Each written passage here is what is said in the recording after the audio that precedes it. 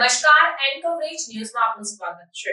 અમદાવાદ ખાતે 147મી રથયાત્રાના 15 દિવસ પહેલા યોજાઈ જળયાત્રા. 147મી રથયાત્રાના 15 દિવસ પહેલા યોજાઈ જળયાત્રા. સાબરમતી નદીના ભૂદરના આરે પરંપરાગત રીતે જળયાત્રાની પૂજા વિધિ થઈ.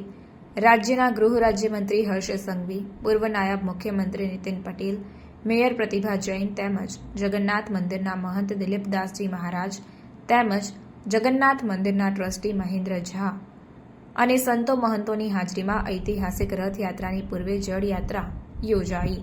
સાબરમતી નદીમાંથી 108 કળશમાં નદીનું જળ લાવવામાં આવ્યું. ગૃહ રાજ્યમંત્રી હર્ષ સંઘવી તેમજ દિલીપદાસજી મહારાજ તેમજ ટ્રસ્ટી મહેન્દ્ર ઝા સાથે સાબરમતીમાં પૂજા વિધિ કરી જળ લાવવામાં આવ્યું. દિલીપદાસજી મહારાજ, હર્ષ સંઘવી, નીતિન પટેલે તેમના પત્ની સાથે સાબરમતી નદીની આરતી ઉતારી 108 કળશમાં જળ ભરી મંદિરમાં લાવીને કરાશે મહાજળાભિષેક. 600 ધ્વજ પતાકા સાથે સાબરમતી નદીમાં ગંગા પૂજન કરાશે. જળયાત્રામાં 14 ગજરાજો અને 10થી વધુ ભજન મંડળી પણ જોવા મળી હતી. 501 લોકો અલગ અલગ રંગોમાં ધ્વજ અને ઝંડી સાથે જોડાયા હતા.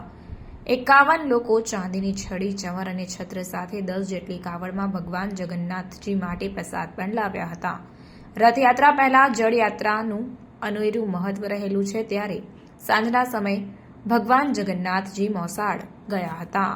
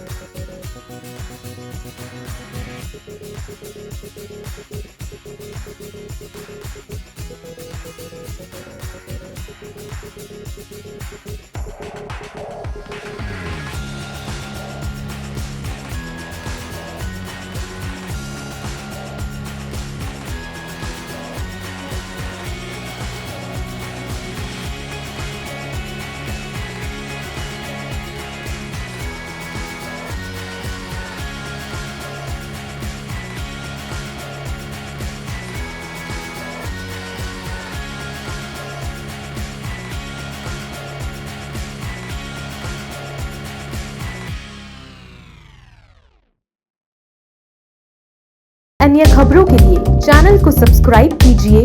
खबरों का नोटिफिकेशन पाने के लिए बेल आइकॉन को जरूर दबाएं।